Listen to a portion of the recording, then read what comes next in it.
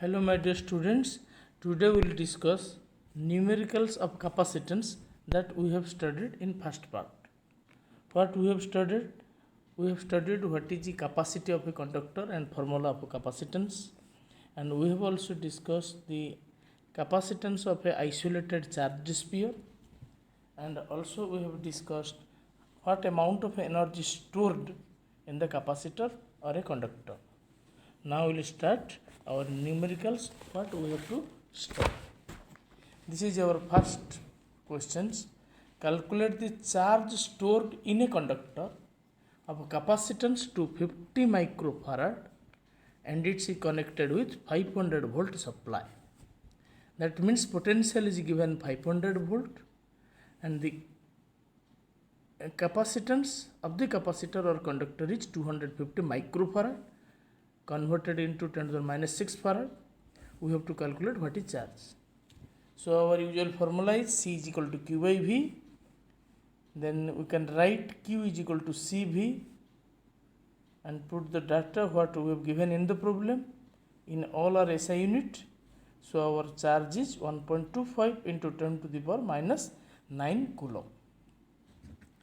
Then our next question is we have to estimate or calculate the capacitance of our earth.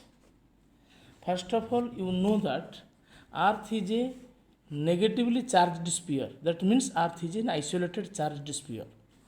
And the approximate value of earth, radius of earth is 6400 kilometer. That means 6.4 into 10 to the power 6 meter. We have to calculate the capacitance of the earth. Assume it is kept in vacuum. So its formula is C naught 4 pi epsilon naught R. We know that 1 by 4 pi epsilon naught is 9 into 10 to the power 9. That's why 4 pi epsilon naught is written as 1 by 9 into 10 to the power 9. And it is the radius 6.4 into 10 to the power 6 farad. And our answer is 711.1 microfarad. You should remember this is the standard value of a capacitance of our earth.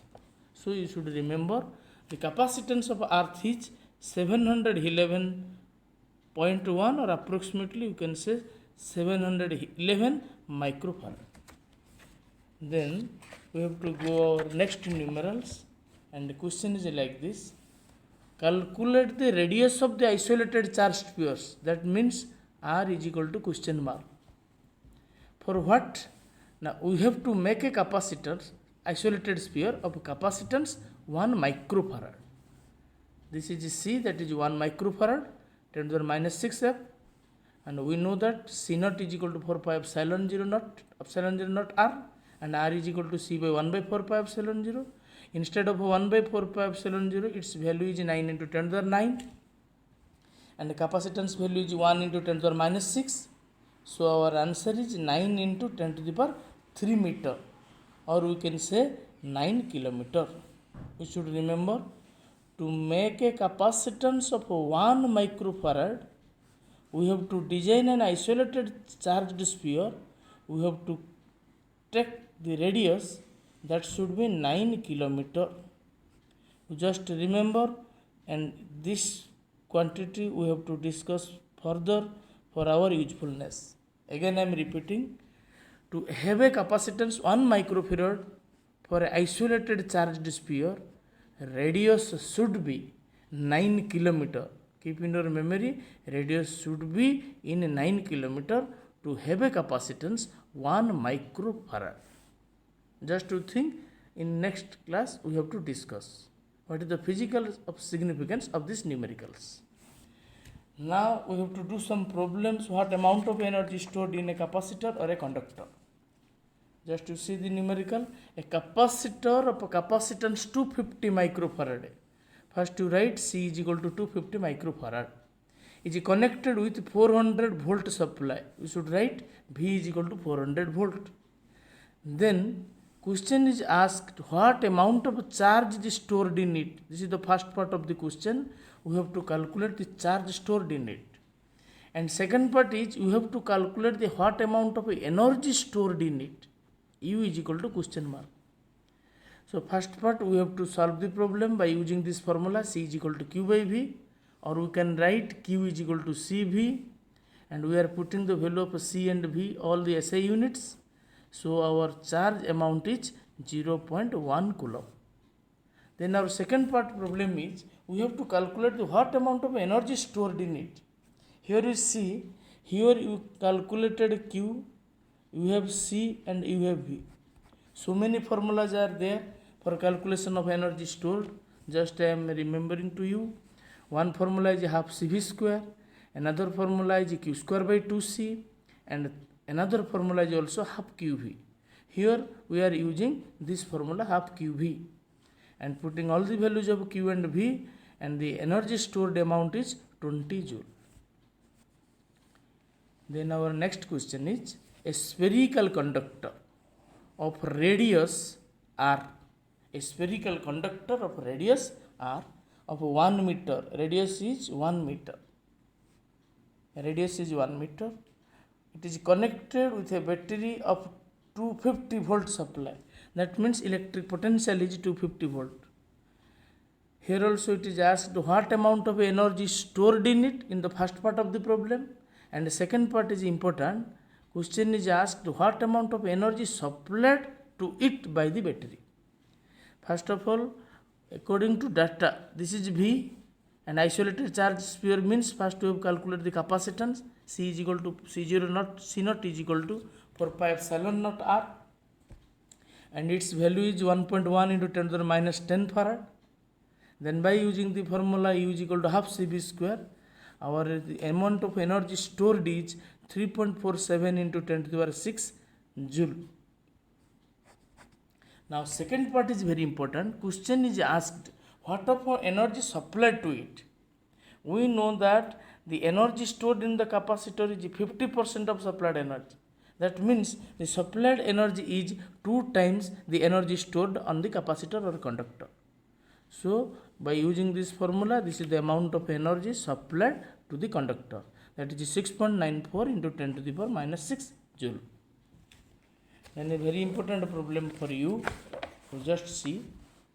Considering n number of charged spherical drops of each radius small r, potential V, capacitance C, and charge Q are merged into a bigger drop, then we have to calculate the charge, radius, potential and capacitance of the bigger drop with comparison to this smaller drop. Just to see the diagram first.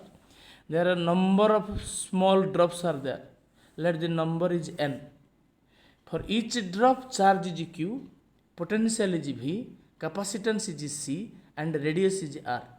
Now all these charge drops merged into a bigger drop.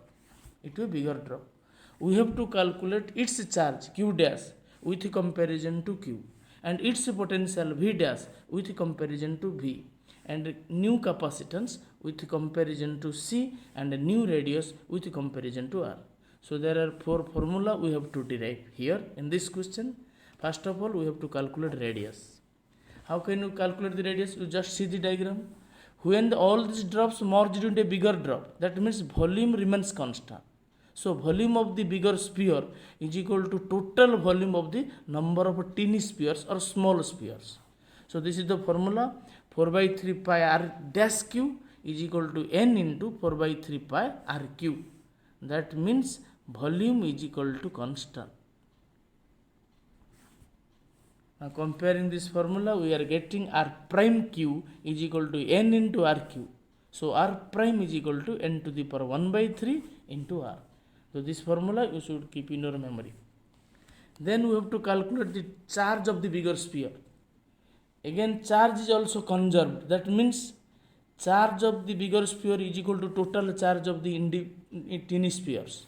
Each sphere charge is q. N number of spheres are there. So total charge of the bigger sphere is nq. So q prime can be written nq. Just to see power of n. In this problem, power of n is 1 by 3. In this problem, power of n is 1. Then we have to calculate electric potential of the bigger drop with comparison to smaller drop. Now first to write the volume of the smaller drop is 1 by 4 pi epsilon 0 q by r. Small q by small r. Then potential of the bigger drop, we can write V prime must be 1 by 4 pi epsilon naught Q prime by R prime. Just in previous formula we know that Q prime is equal to NQ and R prime is equal to N to the power 1 by 3 R. So N to the power 1, here N to the power 1 by 3. So N power of N is equal to N to the power 1 minus 3, and within bracket we have kept 1 by 4 pi epsilon naught Q by R. This is the potential of the smaller sphere. So this is the new formula. V prime is equal to N to the power 2 by 3 into V. So in this way we compare radius, charge and electric potential of the bigger sphere with the comparison to smaller sphere. And this is the capacitance of the bigger sphere with respect to smaller sphere. First we write the capacitance of the smaller sphere, that is 4 pi epsilon naught R. And the capacitance of a bigger drop must be C prime 4 pi epsilon naught R prime.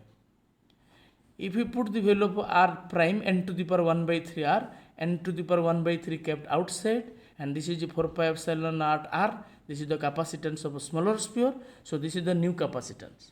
So all this formula I am writing here at a one place. First of all, Q prime is equal to NQ. R prime N to the power 1 by 3 R, and V prime N to the power 2 by 3 V, and C prime is equal to N to the power 1 by 3 into C. So all these four parameters, charge, radius, potential and capacitance of a bigger drop, how it is compared with charge, radius, potential and capacitance of a smaller sphere. You just remember the powers of n. In case of charge, power of n is 1. In case of radius, the power of n is 1 by 3. In case of potential, power of n is 2 by 3. And in case of capacitance, the power of n is 1 by 3. Now another formula related to this formula, just to see the question. If 1000 equal charged drops, 1000 means first you write n is equal to 1000, or each capacitance 25 microfarad, that means C is equal to 25 microfarad, and each potential is 75 volt, V is equal to 75 volt. Now all these sphere are merged into bigger drop. You have to calculate capacitance of the bigger drop. We have to calculate the potential of the bigger drop. Two questions are there. So capacitance formula is N to the power 1 by 3 into C. Just you remember these two formula. So by putting the value of C here, and 1000 cube root is 10, and answer is 250 microfarad. Similarly, V prime is N to the power 2 by 3 into V. Put the value N to N is 1000, and the potential of each smaller sphere is 75 volt. So answer is 7500 volt. Then we have to question, another question for you. This is a theoretical concept question, and you have to remember the formula of each numericals what we have discussed now. First to see the question. Two conducting spheres of radii R1 and R2. You just see the diagram, there are two spheres, and this sphere has a radius R1 and this sphere has a radius R2, and charges Q1 and Q2. This sphere has charge Q1 and this sphere has charge Q2, and a potential V1 and V2. This sphere has potential V1 and this sphere has potential V2, and a capacitance C1 and C2. This sphere has a capacitance C1 and this sphere has a capacitance C2, are connected through a conducting wire.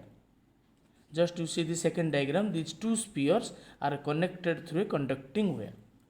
Then discuss, we have to discuss these 3 points, how charge redistribution takes place.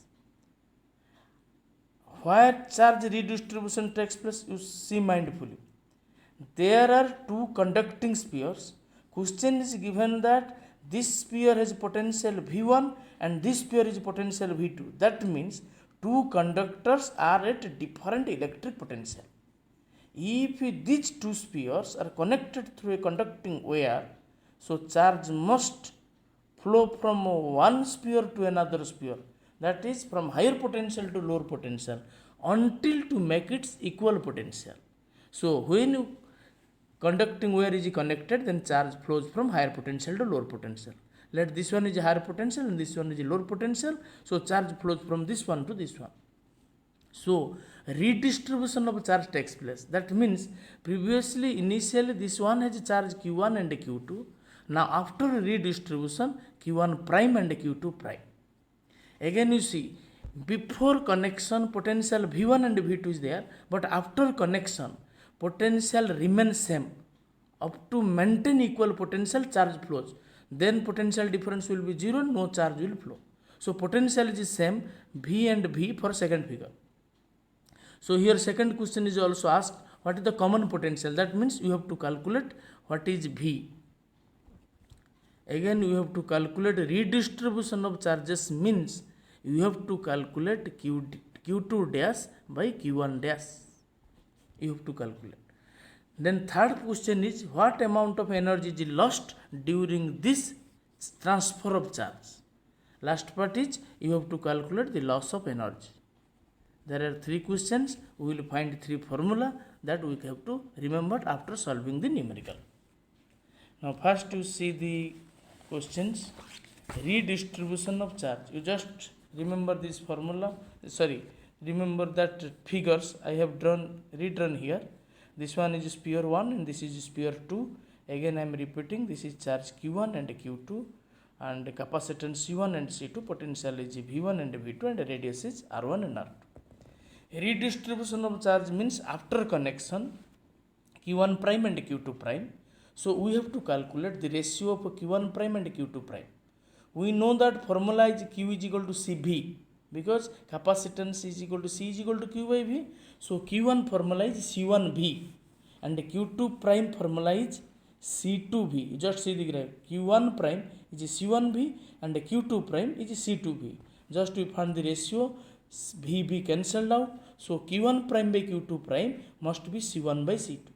Again we know that isolated charged sphere capacitance is directly proportional to radius. So we can write Q1 prime by Q2 prime is equal to C1 by C2. Also we can tell it R1 by R2. That means larger sphere can hold more amount of charge than smaller sphere. If R1 is more, then Q1 prime is more. If R2 is more, then Q2 prime will be more. This is the redistribution of charge of the two spheres after transfer of the charges. Now we have to calculate common potential. Again you see this figure 1 and figure 2. This is figure 2 and this is figure 1. In figure 2 we have to calculate what is potential. We know that C is equal to Q by V. So Q is equal to CV, or you can say V is equal to charge total divided by capacitance total. Charge total means you see this figure Q1 prime plus Q2 prime. This is total charge. So I have written Q1 prime and Q2 prime. And as two conductors are connected in parallel, how will you know that parallel? Parallel means same potential. In next class we have to discuss series and parallel connection. Same potential means parallel. When two capacitors will be parallel, so effective capacitance will be C1 plus C2. How it effective capacitance C1 plus C2? This part will be discussed later on. Just to remember, in this problem, why capacitance is C1 plus C2? Because two conductors are connected in parallel. Again, according to principle of conservation of charge, total charge in figure 2 must be equal to total charge in figure 1. So instead of Q1 prime plus Q2 prime, we can write Q1 plus Q2 because Q1 prime plus Q2 prime is the same as Q1 plus Q2. That means total charge is conserved. Again, you see the figure 1, Q1 we can write C1 V1 because C1 is equal to Q1 by V1. So Q1 may be replaced by C1 V1 and Q2 is replaced by C2 V2 and here is C1 plus C2. So this is the formula of common potential. Capacitance of one conductor multiplied by its potential plus capacitance of a second conductor multiplied by its potential V2 divided by C1 plus C2. If you replace C in terms of R, because capacitance is directly proportional to radius, so we can get the another formula C1 V1 plus C2 V2 by C1 plus C2. if you will put the formula C1 C2 here, 4 pi epsilon naught R1, 4 pi epsilon naught R2, 4 pi epsilon naught R1, 4 pi epsilon naught R2, and by recalculating we can get the another formula. This is the common potential in terms of potential, and this is the common potential in terms of radius and potential. Here it is the formula in terms of capacitance and potential. In your problem, whatever the data given to you, so you can use the formula accordingly. Then there is the third problem, what amount of loss of energy? Again I am repeating here, when two conductors are connected by conducting wire, charge flows, and during this process some work is done, so some energy is lost. How can you calculate energy? First you calculate the energy in figure 1 minus energy in figure 2. Just to see, loss of energy means initial energy minus final energy. Initial energy means figure 1, energy of the sphere 1 plus energy of the sphere 2, half C1 V1 square plus half C2 V2 square, minus in figure 2. In figure 2, total capacitance is C, that is C1 plus C2, and total potential is V. So formula is half CV square, where C is C1 plus C2, and common potential formula is calculated here. By putting the value in this equation, the answer is the loss of energy during this process is half C1 C2 divided by C1 plus C2 into V square.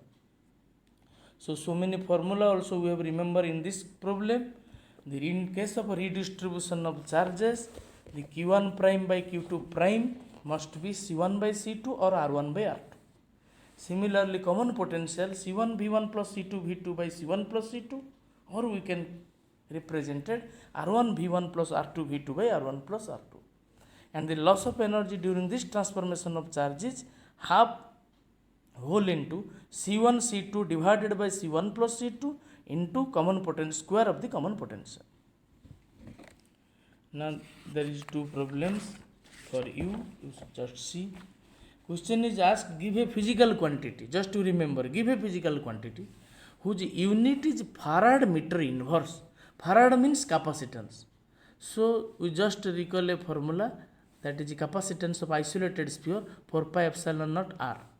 Here is C, epsilon naught is equal to C by 4 pi R. Again you see, for C unit is farad, for radius unit is meter, farad meter inverse. Farad meter inverse is the unit of permittivity. So if in board exam question asked, name a physical quantity whose unit is farad meter inverse, so you can confidently say that it is physical quantity is permittivity. Now last question for you, considering two capacitors of capacitances 10 microfarad and 20 microfarad, simply write C1 and C2. 10 microfarad and 20 microfarad, convert into farad.